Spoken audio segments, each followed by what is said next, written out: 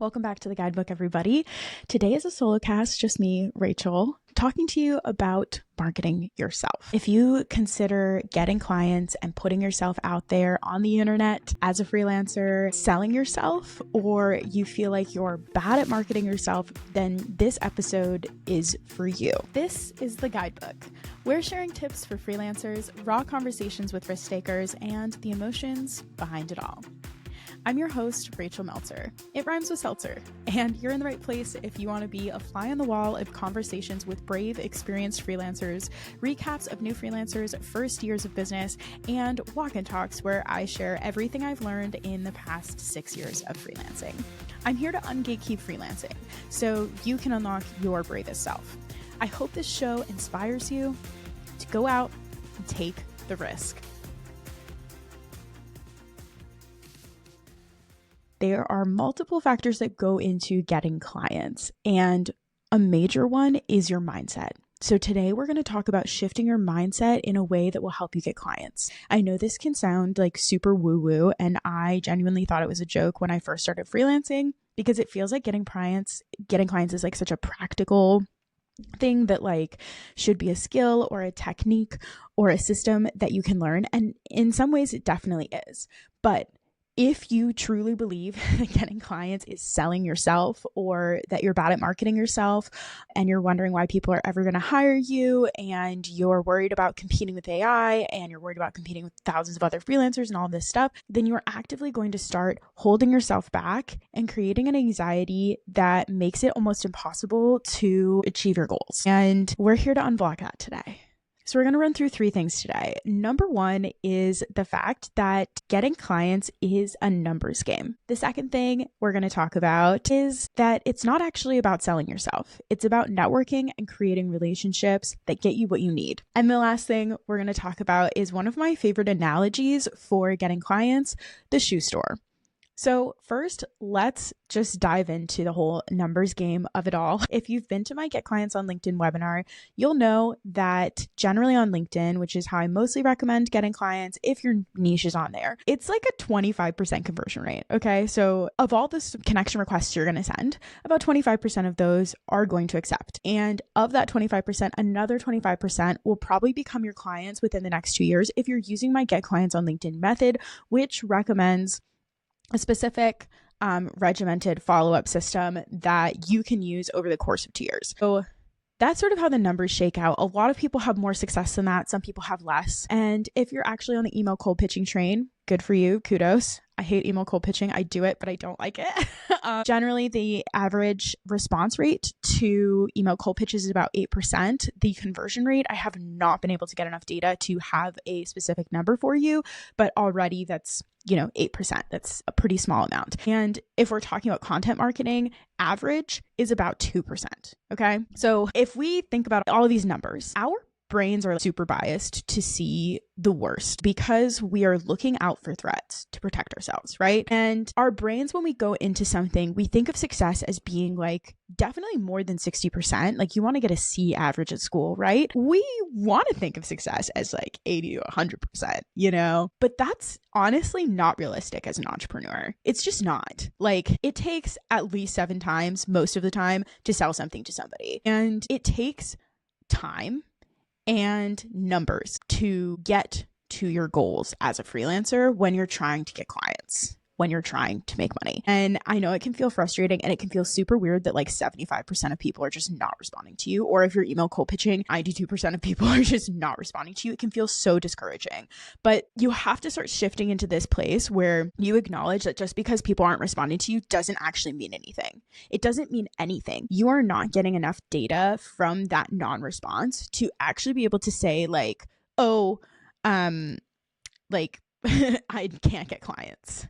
Because you don't have enough data to say like, nobody wants to work with me. Nobody's hiring.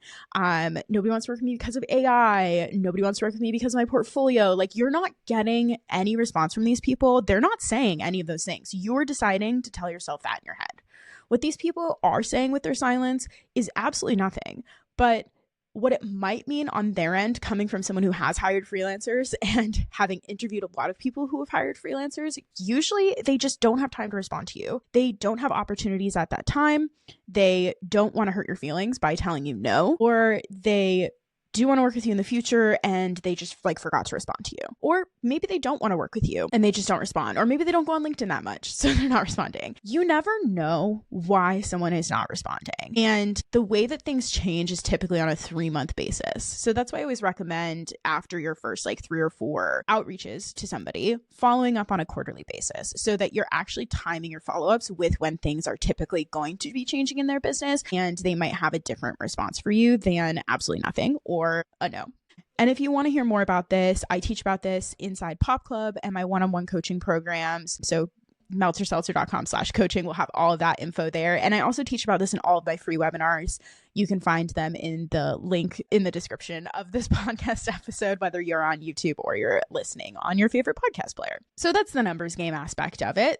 We can't forget that, okay? And then the second part is I really shifted my idea of getting clients to networking rather than trying to just connect with people and immediately ask them for work, which is what people on LinkedIn call pitch slapping. I started seeing it more as trying to get to know people in my industry and get to know who they know and get to know what they do, why they do it, how they do it in a way that's not nosy or annoying, but that I'm building a relationship. The more you build relationships, the more people want to work with you or refer you. I've had people who I've built relationships with on LinkedIn that I have ended up getting referrals from, even though we never even worked together, because they just liked my personality and they saw my portfolio as good enough to share. So you have to think about how you can connect with people on a more personal level without being unprofessional, and also just nurturing the people you're connecting with. You're going to have your ideal clients list. And if you're following my program, you can literally see it for free in the Get Clients Guidebook. The links are on my website, meltzerseltzer.com/free. All my free resources are there. If you're following that guide, the whole point of it is to start creating simple networking connections. You're going to thank them for connecting and introduce yourself. After that, you're going to ask them what they need. After that, you're then going to let them know your availability and what you offer. So you're not pitch slapping, you're trying to get to know them first. You can also get to know them in your feed or through the comments or by posting more and asking for people to engage. And I'm going to tell you right now, 99% of people are not posting on LinkedIn, are not commenting on LinkedIn, are not as active as you might be or as I might be. But that doesn't mean that you can't try. And it doesn't mean that it's not meaningful. And it doesn't mean that these messages that you're sending them from this method aren't working to build a relationship. You just need to trust that if you are going into it with the right intentions, the right people will find you. Some people will find it annoying. Some people will tell you they're not interested. Some people will block you. Some people unfollow you. Who cares? All you need is to focus on the people that you're attracting in a good way. All you need is one person to decide you're worth working with and become your client. All you need is one person to decide you're worth referring and start giving you clients. I am telling you, I went to one in-person event in 2019 and I have gotten more than 7 referrals from that one single person in an industry that I was trying to break into for 2 years. Okay? Just because I told them I liked their product and I used it. It's incredible. You never know who that person's going to be. You cannot predict the future. You cannot predict perfect timing. So you just have to trust that if you're going into it with the right intentions and you're doing your best to be consistent, you will eventually find and connect with those people and the wheels will start spinning. But you have to build that momentum for yourself by playing the numbers game, right? Okay, the last thing I want to talk about is a very quick story time. I don't know if anything is a very quick story time with me, but I'll try to keep it brief. So one of my first jobs when I was in high school was working at Nike as a shoe salesman. Person. I worked at the retail outlets in North Conway, New Hampshire. And one of the main things that they teach you during training is that people don't want to be pitch slapped, essentially. They don't want to be jumped on. They don't want products shoved in their face. They want you to be there when they need help, but they want to feel in control of the experience. So basically, and I'll go through this with the Get Clients guidebook in mind so you can sort of see the correlation between the brick and mortar store and the real life store. But I always recommend freelancers essentially act like you are working in a retail store. Okay. When someone comes in the door, you want to let them know you're there without like jumping on them and shoving a product down your throat. And that's sort of what that first message is for. You send the connection request, and once they accept it, you introduce yourself. In the shoe store equivalent would be, hey, I'm Rachel. I work in shoe sales. If you need help with finding any shoes, just let me know. I'm here for you. And usually they'll be like, oh no, I'm just browsing. That's what they always say. Literally every person who walks in the store will say that. And then we're told about 15, 20 minutes later, if they're still there, to walk over and say, hey, did you need help finding anything? The LinkedIn equivalent of that is, hey, do you ever work with freelancers? Or whatever you want to call yourself as a job title. Usually they'll probably say no and that they're still just browsing. But if they're still there like 30, 45 minutes into their shopping experience and they still haven't quite figured out what they need and they're still looking around and feeling indecisive, that's when they probably actually really do need help.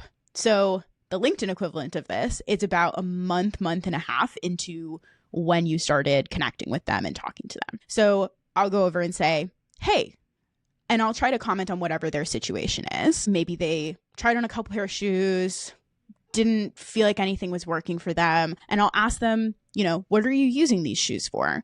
How much are you going to be wearing them? How much are you willing to spend? And then I can give them some recommendations based on what they're looking for. And if those questions aren't really resonating with them, maybe they need help with fit. Maybe I'll help fit them. I'll size their foot. Maybe I'll go get them something from the back that they couldn't find on the shelves. Whatever it is, usually by that point, they're like ready for help because they've been there a while and they tried to do it themselves and they struggled. The same is usually true with the LinkedIn people who are going to bite at this time. This is when you say, hey, I have availability coming up on this date. I just wanted to let you know in case you need help with, let them know whatever your services are. A lot of times people on LinkedIn are going to respond to this message and ask for your portfolio and your pricing guide and start getting to know you. This is when you want to hopefully get their email and maybe even get them in a discovery call. But a lot of times, the majority of the time, 75% of the time, people are actually just not going to respond to this message at all because they're still browsing. Maybe they don't have enough money to buy the shoes that day. They were just trying them on. Maybe they're just looking and they're not really seeing what they need. Maybe they actually don't need it yet, but they were already at the mall, so they figured they would look, right? Same with goes for LinkedIn. Maybe they don't have the budget yet. Maybe they're still formulating their idea. Maybe they don't actually know what kind of freelancer they need, but you connected with them, so they might as well accept your connection request, right? At this point now is when we start to back off. This is when we say, okay, I've given you some help, or I've asked you questions and you didn't need it. Let me know when you're ready for help. And they're usually like, cool. But if that person is still there after they walked in an hour ago, an hour and a half ago, I will go back and be like, hey, are you sure you don't need any help? Sometimes that's when they need help. Sometimes they're like, no, I'm still browsing. Not a single person when I worked at Nike was ever annoyed with me for having gone back an hour later after asking them if they needed help 4 times and asking if they needed help again, even if they said no every single time. Not a single person was annoyed. Why? Because I'm a friendly person. I'm kind. I'm personable. I'm asking them about them. I am offering them help. And I am not saying, you need to buy these Nike Vomero 7.5 whatever's right now. You know what I mean? I was never being like, your shoes suck. You should buy these ones. Shout out to anybody who's doing teardowns on a personal level. I think teardowns can be a great tool for your portfolio, but sometimes they're a little too aggressive, okay? But hopefully this analogy can help you visualize and understand what it's like to be selling something. Typically, we'll talk to somebody who comes into a store if they are truly going to drop over $100 on shoes at least 4 times, sometimes 7 times. And when it comes to getting clients, especially on LinkedIn, I've noticed the majority of my clients come from the 5th, 6th, 7th follow-up. And these are quarterly at that point. So I've been talking to these people for like 18 months, a year and a half. I don't say this to discourage you because things take a long time sometimes. I say this to give you hope and understanding that You just need to persist and grease the wheel and keep going to create the momentum and build relationships in a way that people want to feel and be heard and be seen. Even when you're doing business, it's still important to be empathetic to the person that you are talking to. And this is also, again, going back to the numbers game, why it's important to have a lot of people going from your ideal clients list to your responded section, to your first follow-up, all the way through your sales funnel, so that you have people at every stage, so you have people to follow up with, so that you're not stuck waiting a year and a half just to land one single client. Because the odds of that, if you're only reaching out to 1 or 4 or 5 people, is not good percentage-wise. That is why you need to have the volume moving through. Some people are going to bite when you offer your availability the first time. Some people are going to wait until the 6th message to even respond to you. Some people are going to get to the 7th message and be like, oh, thank God you were so persistent. This is perfect timing. This is exactly what I needed. You don't know. You just cannot know. You cannot predict the future. You cannot have complete control over this. The only way you can have control over getting clients and having a stable business and really being proactive in your business is to just pay attention to the numbers game, be a good person, and continue with your system consistently over a long period of time. Every time you want to give up, that is when something good happens. And if you want to give up because it's been 3 months and you haven't gotten a client yet, it's too early. You need to be sending more connection requests or pitches, whatever you're doing. You need to be doing more. And I know sometimes that feels like a lot, but you can truly do this in 1 hour a day if you are strategic about it. And that whole guide to doing it for an hour per day is in the Get Clients Guidebook. It is completely free. It is exactly what I do every day. I also offer it as a done for you service. So if you genuinely don't have the time and energy and this stuff still wigs you out even after this entire pep talk, I offer this as a done for you service for as little as $300 a week. I will literally go into your LinkedIn and make these relationships for you. I will go in every single day and send connection requests for you. I will send you reports and recaps. I'll let you know who you need to respond to, and I'll make sure that you're getting clients so that you don't have to do it alone. If you want that, reach out to me. My email is rachelhmeltzer@gmail.com, or you can find this on my site in my shop, meltzerseltzer.com/shop.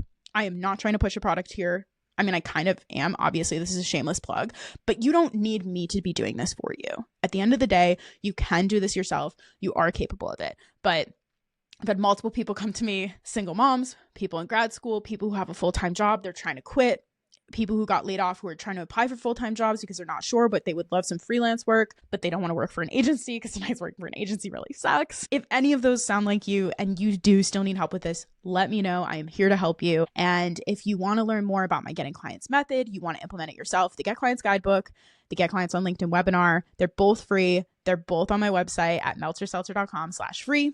Or scroll down in my YouTube and you'll see that webinar from last week. We also have another one coming up in the fall if you're interested in that.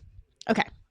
I really hope this was helpful. Hope this pep talk pepped you up on this short little solo cast. And I will see you next week with another guest expert on the show. Thanks for tuning in today. This podcast was created by me, Rachel Meltzer. Our music is by John Worthy. You can find more information about the resources discussed in this podcast in the show notes or on our blog at meltzerseltzer.com/the-guidebook-podcast. Also, while you're here, did you know that I offer coaching and community for freelancers?